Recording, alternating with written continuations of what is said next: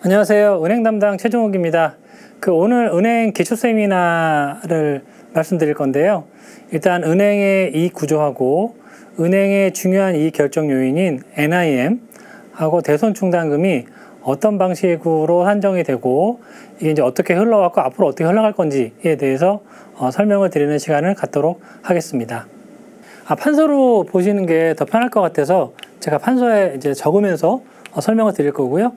페이지 3페이지 보시면 내용이 나와 있습니다. 먼저 이제 은행 PL을 보시면 제조업체는 매출액, 매출원가, 매출총액 이런 식으로 이제 PL이 구성이 되어 있는데 은행은 이익의 원천이 이제 크게 세 가지입니다. 첫 번째로는 예대 마진을 통해서 얻는 순이자 이익, 그리고 CD 수수료, 송금 수수료, 각종 수수료 이런 순수수료, 그리고 유가증권 관련이익, 외환 관련이익, 파생 관련이익, 뭐 이런 기타 비이자익이 있고요. 결국 이제 크게는 이자랑 비이자로 나뉘는 거고, 비이자가 이제 수수료랑 기타 비이자로 나뉜다고 보시면 될 것 같습니다. 이 세 가지를 합한 거를 총영업이라고 하는데, 이 총영업이익을 100%라고 놓고 봤을 때 이자익이 차지하는 비중이 은행마다 다르고 금리 상황에 따라 다르긴 하지만 일반적으로 한 85% 정도를 차지를 합니다. 그리고 수수료는 한 5에서 10% 정도 차지하고요. 기타 비이자도 한 5에서 10% 정도 차지해서 이 세 가지를 합한 게 100% 정도 이제 구성이 되어 있는데요.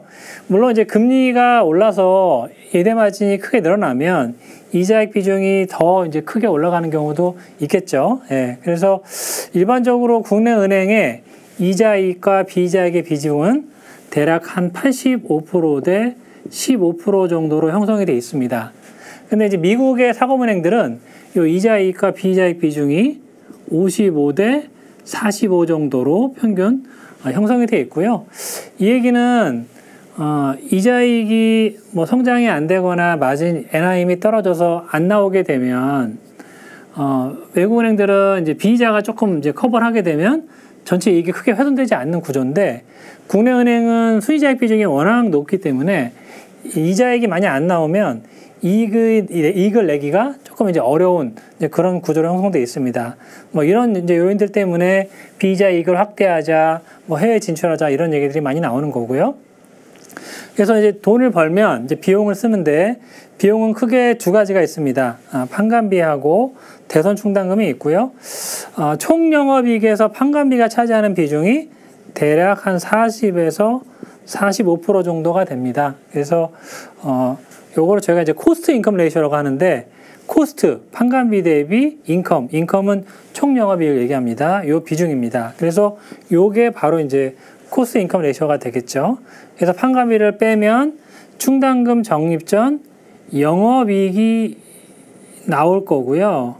여기 이제 플러스 마이너스 영업외를 하면 충당금 적립 전 이익이 나올 텐데 은행은 영업외 항목이 그렇게 많지가 않습니다. 왜냐하면 이자 비용이라든지 이런 것들이 영업 비용이기 때문에 거의 없고 뭐 지분법 관련된 이익이라든지 아주 크진 않아요. 그래서 충전 영업이익이나 충전 이익이나 이제 크게 차이는 없다라고 보시면 될 것 같고요.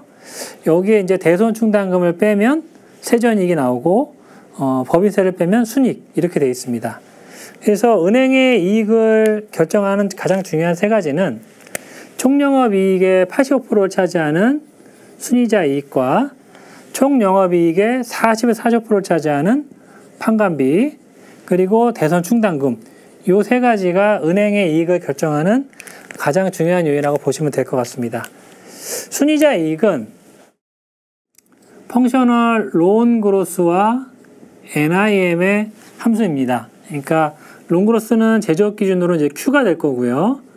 NIM이 이제 P가 되겠죠. 그래서 은행은 Q가 대출이 늘어나는 게 이제 매출이 늘어난 거기 때문에 론 그로스가 Q가 될 거고 넷 인터레스트 마진, 그러니까 예대 마진이 이제 P라고 보시면 됩니다. 그래서 예를 들어서 전년 대비 대출이 플러스 올해 6% 정도 늘어났는데 NIM은 전년과 올해가 동일했다라고 한다면 순이자익은 전년 대비 뭐 6%에서 플러스 조금 적거나 좀 많이 나오거나 이제 이렇게 나올 거고요.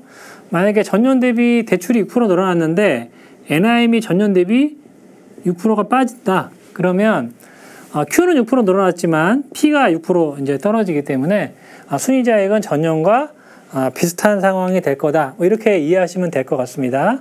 그래서 이자익은 대주성장 Q와 NIM, P의 함수이다 라고 보시면 될 것 같고요. 판관비는 사실 은행의 이익을 결정하는 중요한 요인이긴 하지만 주가를 크게 움직이는 요인은 아닙니다. 왜냐하면 판관비는 매년 한 4에서 5% 정도 기본적으로 늘게 되어 있습니다. 왜냐하면 이제 은행은 대부분 정규직이고 하기 때문에 임금 인상이라든지 그 다음에 뭐 호봉, 승진, 물가 상승 이런 거 감안하면 매년 이제 4, 5% 정도의 판관비 증가 요인이 발생을 하고요. 여기 이제 비용을 타이트하게 관리하면 1, 2% 증가분이 적기도 하고 뭐 디지털 투자라든지 이런 것들을 많이 하면 이게 뭐 7, 8%로 올라가기도 하지만 이 판관비가 플러스 10%가 갔다가 마이너스 10% 갔다가 이런 경우는 없어요. 그래서 이게 이제 판관비 변동성이 순이자 이익과 충당금에 비해서는 크지 않다. 이제 그렇기 때문에 이익을 결정하는 중요한 요소이긴 하지만 사실은 시장 예상치를 크게 벗어나는 이제 그런 상황은 별로 없다는 거죠. 물론 은행은 이제 명예퇴직이라는 것들이 있어서 명예퇴직을 그에 많이 하면 명예퇴직 비용이 많이 나가기 때문에 그의 판관비가 크게 늘었다가 그 다음에 명예퇴직이 없으면 이제 기저효과 때문에 YOY로 판관비가 줄어드는 것처럼 보일 수도 있긴 한데 국내 은행의 명예퇴직은 대부분 임금 피크 대상자들의 명예퇴직이 많기 때문에 매년 반복적으로 늘어납니다. 반복적으로 발생을 합니다. 그래서 판관비는 연간 4, 5% 내지 5, 6% 정도 늘어난다라고 보시면 크게 무리가 없을 것 같습니다. 대손 충당금은 은행이 대출을 했는데 나중에 부실이 발생할 경우에 손실을 하게 되면 이익 변동성이 굉장히 크기 때문에 본인이 해준 대출에 대해서 평가를 하고 부실 가능성에 대비해서 이제 충당금을 쌓는 거를 대손 충당금이라고 하고요.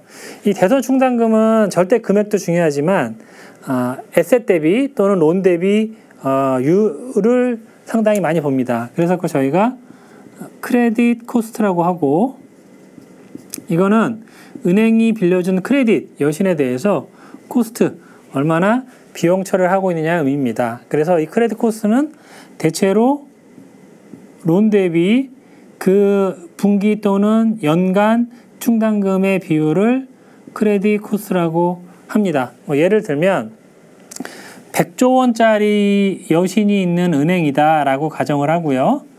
여기에 이제 1분기 때 그 은행이 충당금을 1,000억 원을 적립을 한다고 하면 1분기에 1,000억 원이니까 연율화시키면 연간으로는 4,000억이 되겠죠. 그러면 크레딧 코스트는 100조 원 은행이 연간 0.4조 원의 충당금을 쌓기 때문에 40bp 이렇게 이제 계산을 합니다. 만약에 1분기에 1,000억을 쌓는데 2분기에는 2,000억으로 충당금이 늘었다. 그러면 2,000억 원을 2분기만을 연율화하면 80bp가 되는 거고 상반기 3,000억을 연율화하면 60bp가 되겠죠. 그래서 은행 보고서 읽어보시면 이번 분기에 성장은 어땠고 마진은 어떻고 비이자는 어땠고 그 다음에 뭐 크레딧 코스트가 얼마고 코스트 인컴 레이쇼가 얼마고 크레딧 코스트가 뭐 40bp 이내로 안정적으로 관리되고 있다. 뭐 이런 식의 어떤 보고서를 많이 읽어보실 텐데요. 그게 이제 은행 이익을 구성하는 요인이기 때문에 그렇습니다. 그래서 성장과 마진, 판관비, 크레딧 코스트 중에서 결국은 은행의 이익이나 주가 방향성을 결정하는 요인은 NIM과 크레딧 코스트라고 볼 수 있고요. 그래서 이 NIM과 크레딧 코스트가 어떻게 측정하고 요게 이제 어떻게 그동안 흘러왔는지 뭐 이런 것들에 대해서 그 이후에 설명을 드리도록 하겠습니다.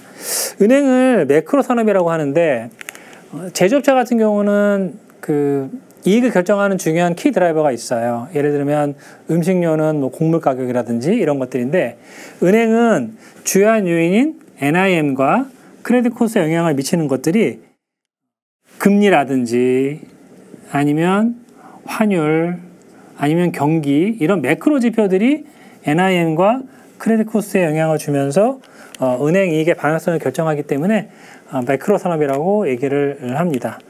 그래서 이제 이렇게 전반적인 구조에 대해서는 간략하게 설명을 드렸고요.